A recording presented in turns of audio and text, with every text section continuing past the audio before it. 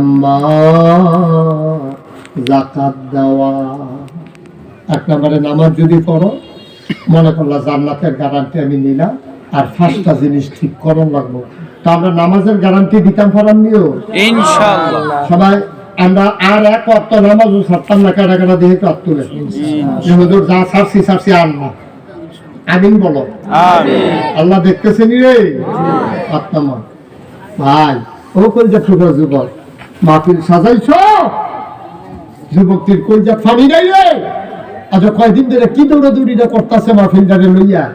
আমি I am দেখুন নেতে নিয়া রাস্তাত বইয়া রয়েছে, জিগেইরা আমার আনতে আছে কি করে শানি আব্বা। সব আয়োজন তো ইমানদার লাগিয়া জান্নাতরার লাগিয়া। তো জান্নাতে যদি না যেতাম পারা, তাই মেহনত করে মাহফিল এসে দিতাম, গরম উঠতে থাকতাম, এটা ভালো আছি। জান্নাতে যদি আইতাম না পারা, যাইতাম না পারা, তো বইয়ে বইয়ে চা খাইতাম, হাকিস বিড়ি টানতাম, এটা ভালো আছি। তো জান্নাত যাওন লাগবো, ঠিক নিও।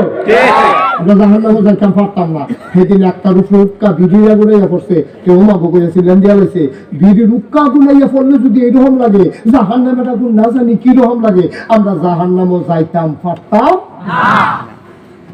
না, পারতাম না। আমরা সামনা পারতাম, আমরা রোদে গিয়েছে শরীরে জন্মনি দিয়ে উঠে, আমরা ঠোনামাটি কাটতেছি, সে পাওয়ার তলা পেরে জন্য উঠে। আমরা ফিস করার রাস্তা থাকতাম পারি না, মাথার